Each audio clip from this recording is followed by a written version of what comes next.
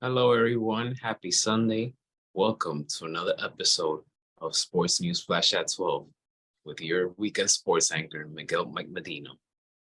And for this episode, I'm only going to stick to football. A lot has been going on in the sports world.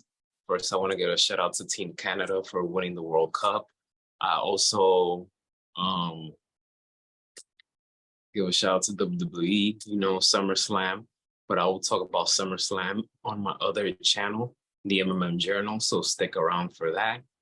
But for this episode, I'm just going to talk about college football and the Pro Football Hall of Fame. The Pro Football Hall of Fame, we have so many inductees, but I want to focus on just four of them because I saw all these four men play. Zach Thomas, Rondé Barber, DeMarcus Ware, and Darrelle Revis. I saw all of their four speeches, starting with Zach Thomas. Zach Thomas is one of my favorite players that ever put on the Miami Dolphins uniform. He got drafted in 1997 by the Dolphins, by Jimmy Johnson, who presented him in the Hall of Fame. I absolutely loved his Hall of Fame speech. It was about 15, 16 minutes, his speech. And I saw last night before I went to bed. That was the first one that I saw. I will say one of the things that I do like about the Pro Football Hall of Fame is that this year they did it earlier in the afternoon. Usually in the past, they would do it in the evening, but I feel like this is such a brilliant move to have the Hall of Fame speeches in the afternoon. But Zach Thomas, he was a phenomenal linebacker for the Dolphins. When I think about those Dolphin teams in the late 90s, early 2000s, three names stands out to me that I was a fan of their defense. Zach Thomas, Patrick Surtain, and Jason Taylor. Jason Taylor is a Hall of Famer, and I was Zach Thomas is a Hall of Famer. But what a heartwarming speech he gave, especially the ending. I absolutely loved the way he ended the speech when he said, "God bless America, God bless the troops." Very emotional speech. Zach Thomas, I'm so happy they got into the Hall of Fame. I'm not a fan of, I feel like the Hall of Fame, especially in football, anyone can get in, and in basketball as well. But Zach Thomas, I feel like he was worthy of getting in. And that speech he gave was a Hall of Fame caliber speech. So congratulations to Zach Thomas.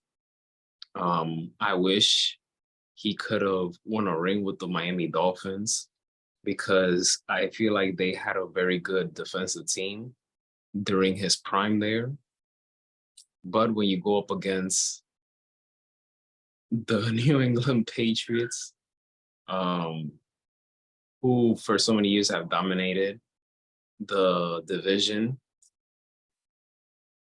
but what a phenomenal talent Zach Thomas was.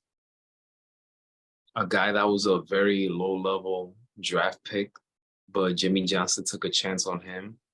And Zach Thomas not only proved to Jimmy Johnson, but to Miami, Dolphin Nation, and the NFL that he belonged there, that he can play at a high level, and he did. Next up, Rondé Barber.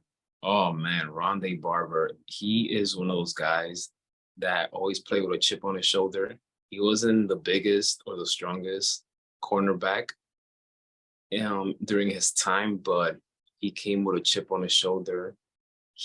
That's one of the things he said about this speech, that he wasn't going to be ordinary. He knew that he was underestimated.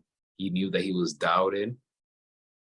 A lot of people didn't believe in him, but he always had that in the back of his mind every time he hit that field. And we all know his best moment came against the Philadelphia Eagles in the 2002 NFC Championship game. But he was just phenomenal. He is what I call him, and even Derek Brooks called him during Derek Brooks' Hall of Fame speech, Mr. Longevity. He played for one team for 15, 16 years, the Tampa Bay Buccaneers. He was part of one of the best defense, which was in 2002 with Warren Sapp, Derrick Brooks, John Lynch, Simeon Rice. The list goes on and on and on. Those were a great Buccaneers team. I feel like those were one of the teams that should have had more than one Super Bowl on their resume. But hey, at least they got one. He got one. And Rondé Barber, he was great with the Buccaneers, and I'm happy that he got into the Hall of Fame, joining his buddies, Sapp, Brooks, and Lynch. And it was very nice to have his twin brother, Tiki Barber, who was a good player for the New York Giants. So I'm glad that they share that moment together. He highly praised Tiki Barber. He praised their mother, who has battled cancer at some point in her life. But yeah, I'm so happy that Rondé Barber got in. DeMarcus Ware, he will always be known for his time with the Dallas Cowboys. And I'm happy that he came to the Denver Broncos and won a Super Bowl ring in Peyton Manning's last season in the NFL. And that 2015 Broncos team is, you got to put them there in top 10 or even top 20 of best defenses of all time. So, but very brilliant speech he gave, a man of faith, a man who forgave his father, a man who had to forgive himself, a man who dealt with adversity. If you watch his speech, I'll say watch his speech. It's very moving, very inspiration. And the fact that he received only just one scholarship, which was Troy University, I believe he said. And the fact that he took advantage of that opportunity, this is what I love about sports. I love seeing athletes who are not high draft picks, who dealt with adversity, whether it was in high school and college or somewhere in their private life, to lead them to this big stage of become a Hall of Famer is just motivating inspiration. I feel that when I think about Hall of Fame speeches, it's not just for people who love sports. I feel that anyone that's looking for strength, motivation, inspiration to get up on their feet and do what they love and go after it, it's for them as well. It's for everyone. So I highly recommend, you watch these Hall of Fame speeches, and DeMarcus Ware was one of them. And the fact that his father was in attendance made it even more special. But his speech was great. He praised everyone, Jerry Jones, his family, everyone that helped them along the way. He thanked them. And the speech, he just sounded so brilliant, so smart.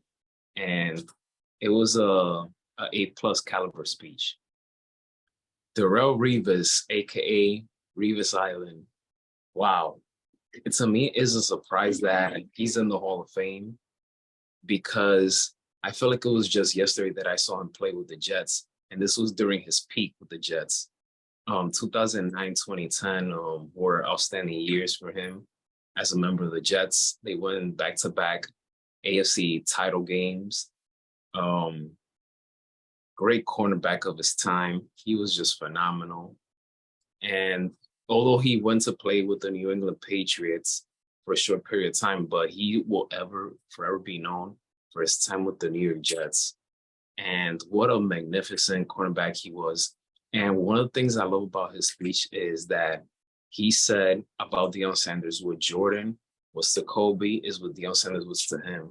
So the fact that Deion Sanders played a major role in his life and wanting to become a great cornerback was magnificent. And I love the fact that his mom represented him. And he even said that his mom was his first coach. So I love the part where he said that if he didn't do well in school or he didn't get good grades, that she would take the football away from him. At the time, he was mad about it, but now that he's older, he understood why she did what she did. And it goes to show how understanding he was of the situation, how much he's mature, how much he appreciates his mom. But um, great speech, great speech. And it was great that Jets fans were there to cheer him on. And like he said, it felt like MetLife Stadium was at Canton, Ohio yesterday. So congratulations, Darrelle Revis and all the Hall of Fame inductees. It is a very sad time for Big 12 Conference. And it's a happy time for Big 10, but you really got to feel for Big 12. Next year in 2024, a lot of schools are leaving Big 12 to Big 10. And I feel conflicted about it. When I read and heard that teams like Utah, Arizona, Arizona State, Oregon, USC, UCLA, especially USC, UCLA, they're all leaving Pac-12 for Big 10. It's like a super team that I'm watching. It's like watching Golden State in the NBA, is watching the Miami Heat in the 2010s in the NBA. Like the Big 10 is stacked, is gonna be so stacked next year. It's gonna feel like a super team. It's a conference, but I'm gonna call it a super conference. So I'm conflicted about that because I mean it's like because I like to see competition. I like to see I'm just I just love the competition. I'm old school in that regard. So, and it just reminds me of the changes that the Big East made in the NCAA for basketball. The Big East is not the same as it was back in the 80s and 90s. So when Syracuse left the Big East, it was a huge bummer for me. So the fact that all these schools are leaving Big 12 to the Big 10 next year, I don't feel good about it. I really don't. But at some point, and we've seen this time and time again in sports, at some point, there's going to be some changes that we're not going to like. And there's going to be some changes that we are going to like. So, but this is one of them that I'm more towards the side of not liking than liking on this decision. But that's sports business for you. That does it for this episode of Sports News Flash at 12. I hope you guys have a great Sunday. See you guys next Sunday for a new episode of Sports News Flash at 12. Be safe, and may God bless you all.